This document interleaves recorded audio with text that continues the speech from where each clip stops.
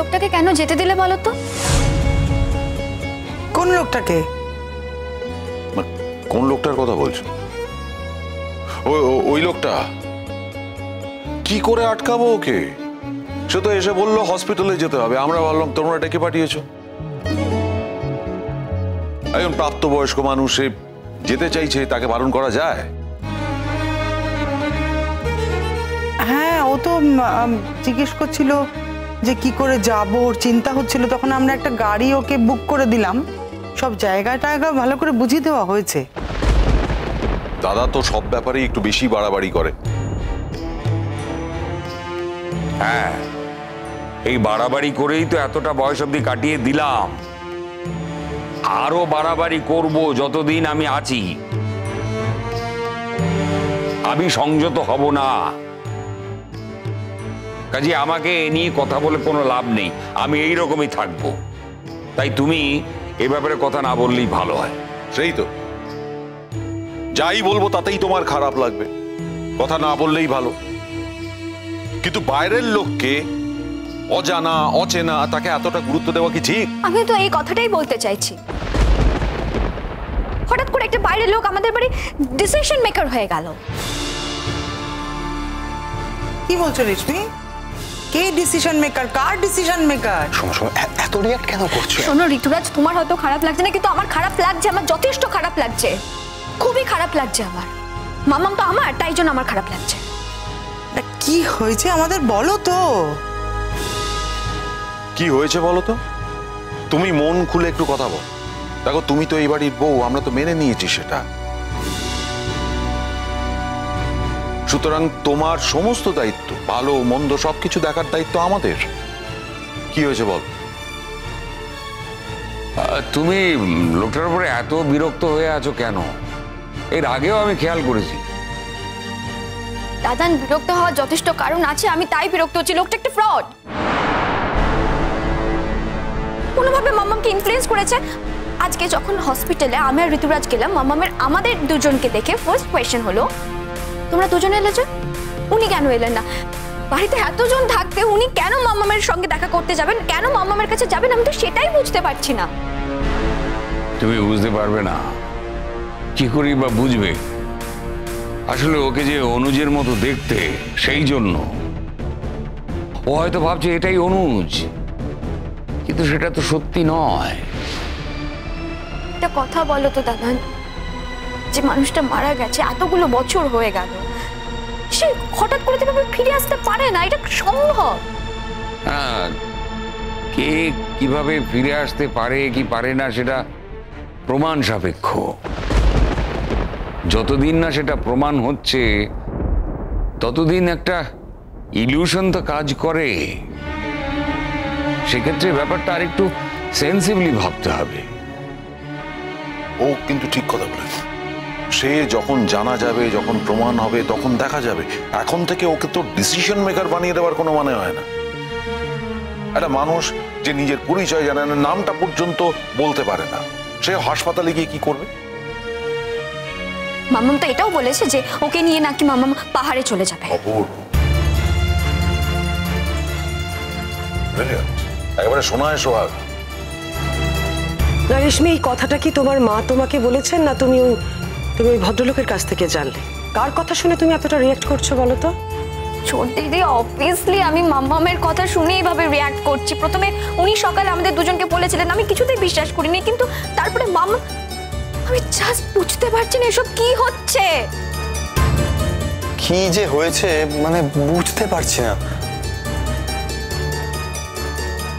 Aunty একটু irrational কথাবার্তা বলছে, একটু আবেগপ্রবণ হয়ে উঠেছেন, তাতে এমন অনেক কথা বলছেন যেগুলো আমি বুঝতে পারছি। না, এসব অজুহাত দিও না। ও যদি অনুজ না হয় তখন? আমি তো আশা করছি না ও অনুজ ফিরে এসেছে।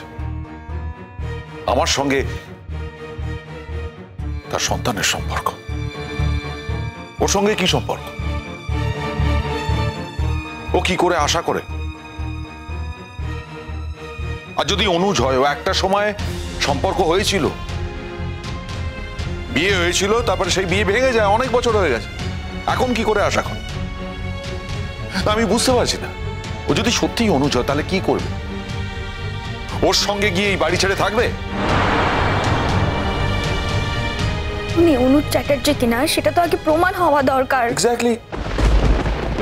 তার আগে থেকে একটা অজানা অচেনা লোককে এত প্রায়োরিটি দেওয়ার কি দরকার আছে? ওই লোকটা যখন সকালবেলা আমাকে ঋতুরাজকে বললো যে উনি আমাদের সঙ্গে যেতে চান, আমরা তো না বলে দিলাম, কিন্তু মামাম কি করলো? ডিরেক্টলি ফোন করে ওনাকে বাড়িতে ডেকে নিলেন। বোঝাতে পারবো না আমার এক্স্যাক্টলি আমি কি ফিল করছি। কেউ একটা ঠাস করে গালে চড় মেরে দিচ্ছে আমাকে। আমি না জাস্ট হচ্ছে মাথা কাটা যাচ্ছে, আমার কিচ্ছু ভালো লাগছে না, কিচ্ছু বুঝতে পারছি না কি হচ্ছে। দেখোই না বাবা, আন্টির উপর একটু ভরসা রাখো। হয়তো আন্টির এটা পার্ট অফ দ্য জব, মানে উনি কি এই পরিচয়টা বার করার জন্যই হয়তো উনি এগুলো করছেন। এত না না, সান্ত্বনা দিও না আমাকে। ঋতুরাজ, তোমার থেকে আমার মামামকে আমি বেটার চিনি, বুঝি।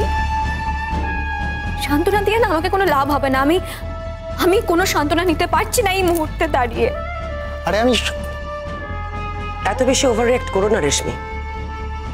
তোমার মায়ের যদি ওনার প্রতি কোনো ফিলিং তৈরি হয়ে থাকে, তোমার মায়ের যদি মনে হয় যে ওই মানুষটা তার সঙ্গে থাকলে তোমার মা ভালো থাকবেন, আর সে যদি অনুজ চ্যাটার্জি না হয়েও অন্য কেউ হন, তাহলেও বোধহয় তোমার কিছু করার নেই রেশমি। কারণ তোমার মা একজন অ্যাডাল্ট মানুষ, তার সিদ্ধান্তটা তার সম্পূর্ণ নিজের।